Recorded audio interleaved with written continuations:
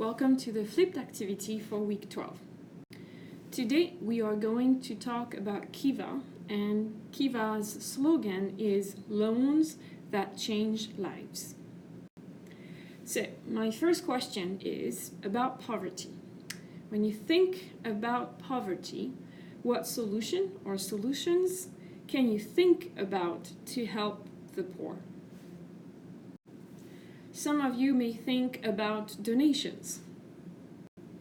Well, donations are very kind and it shows that people care, but we don't think that donations are the best solutions. Here are some of the problems with donations.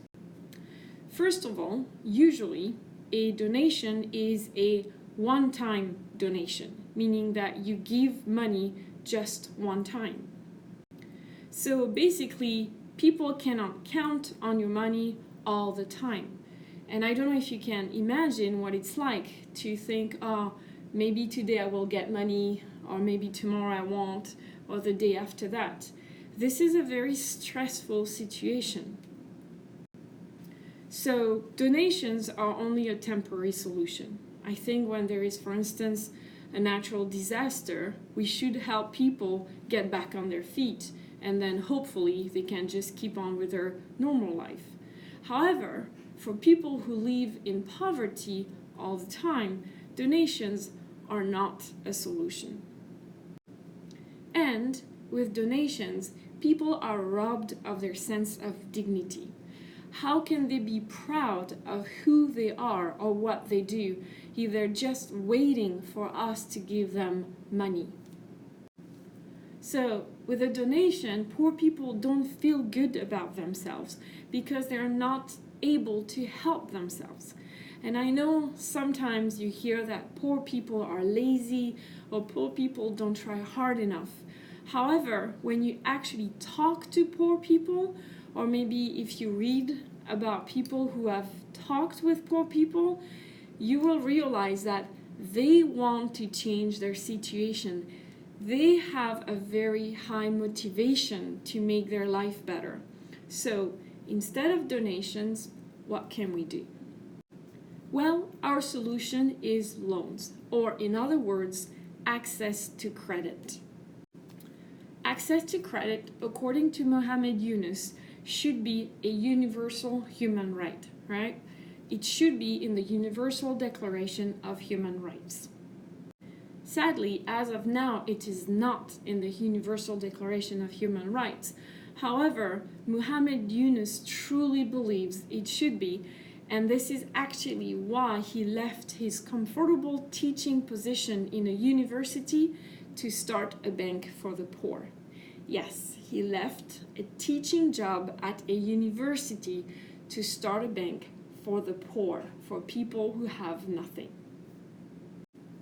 You might think that a bank is for everybody, but actually banks are usually for people who already have at least some money. Indeed, standard banks don't trust poor people, so they don't lend them money, which means that poor people cannot count on banks. So bank for the poor, because without money, people cannot start their own business. And if they cannot start their own business, they are stuck in poverty because they live in a city or the countryside that is surrounded by poverty, so they cannot get a job. They need to create their own job.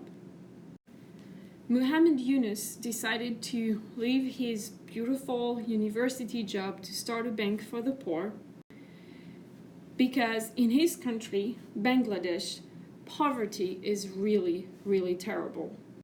So in 1976, he loaned $27 to 42 people. If you're good at math, you realize that these 42 people received less than $1. So this is where the name microcredit comes from. Microcredit is giving a small amount of money to poor people. This first experience in 1976 worked so well that Mohammed Yunus kept doing it, and 30 years later, in 2006, he received the Nobel Peace Prize for the work he's been doing. So what did he do during these 30 years? Well, he created the Grameen Bank, which means the village bank, because basically the banker would go from village to village to meet with the people who need to borrow money and also to get the payment back on the loans. So it's a bank that moves around from village to village. The Grameen Bank understood that micro entrepreneurs, right? So micro means very small, and entrepreneurs is another word for business people, so men or women. Basically, the Grameen Bank understood that micro entrepreneurs only need enough credit to purchase the raw material for their trade. So for instance, imagine that you make wooden chairs. Well, what is your raw material? It's wood, right? So you need to be able to buy wood, and then you can make these chairs. With Mr. Yunus' small loans, poor people can break the cycle of poverty for good because they become independent. They can make money themselves. So that's why for Muhammad Yunus, credit should be a human right, because it helps you be self-sufficient, independent. You don't need to rely on anybody but yourself. So yes, microcredit, microloans are a very simple solution to world poverty, which is you lend poor people money on conditions that are suitable to them. The conditions are usually centered around how much money you lend them, and usually it's a small amount so that they can pay back easily, and also how often do they pay back. And usually it's better to pay back every week, meaning very regularly, not in a month time. Then you organize poor people in supporting groups so that if one of them gets sick, then the three other in a group of four can help out so that when the person gets better, then he can contribute again and pay back the other members. So being in a group makes it easier for people to face difficulties. And if you do this, I think everybody will realize truly that poor people can help themselves, want to help themselves, and will help themselves. And actually, you can also help solve poverty. How? Well, with Kiva. Kiva in Swahili means agreement or unity. And all you need to be able to help solve poverty is 2,500 yen. And yes, some time to choose someone to help. And you can even do it in Japanese now, because Kiva has a Japanese website. Here it is. But hopefully you will try to do it in English. So, to better understand Kiva, please stop this video and go on the website to watch the video called Pedro's Story. You will understand how Kiva works from this video. Hopefully, from the video, you can understand how Kiva works. And to show you how it works in real life, I would like to share with you my Kiva account. And I have used this little slogan, a little money goes a long way, which means with a small amount of money, you can have a big impact. So this is my Kiva account. And here you see how much money I have invested in Kiva, $789. However, I have been able to lend $3,050 because, as you saw in the video, when people are successful with the money you lend them, then they pay you back. So the money comes back and I can lend it to someone else. So with this system, I've been able to reinvest 3.8 times the initial amount. And this to me is wonderful. And here, as you can see, I have money that came back to me, $184.49. So in the next couple of slides, I will show you how I reinvested this money and how I choose my loans. When you go on the Kiva website, you have the possibility of finding your loans by using filters. Here, filters. And basically, I have chosen this time 2 filters. I chose women and then I chose trees. So I usually lend to women because women are the one responsible for feeding, clothing, and educating the children.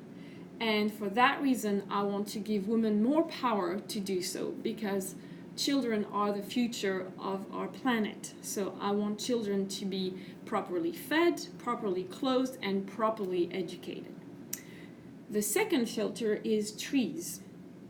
As some of you may know already, I care a lot about the environment, and protecting trees is a great way to care for the environment. So I chose women and trees. And I decided to help Eileen in Kenya.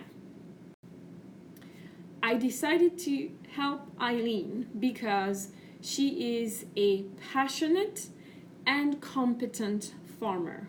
Passion and qualifications go a long way to be successful. So that's why I chose her. And also, as I said before, she takes care of banana trees, and banana trees help keep the forest cover dense. So that's why I wanted to help her. So I lent $200 to Eileen, and I also gave $30 to Kiva. And the reason why I do this, it's because all the money you donate goes to the borrower, right? So the $200 I'm giving to Eileen, Eileen will receive $200. However, Kiva needs money to keep the website running. So this time I decided to give $30 because I got this message when I was doing the loan.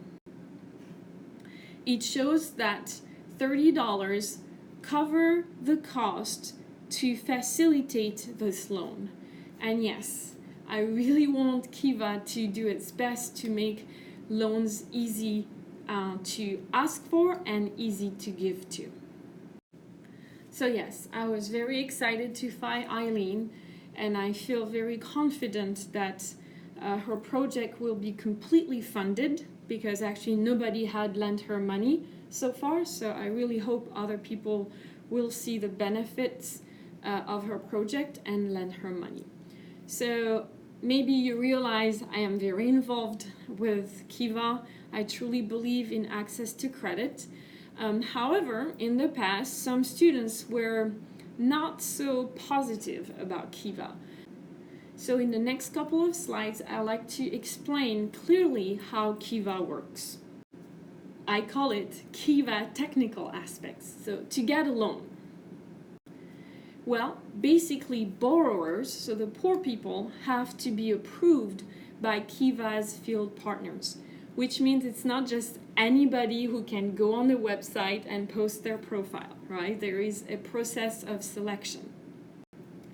And the Kiva field partners actually live where the borrowers, where the poor people are, so that they actually know the people and the context of their lives, right?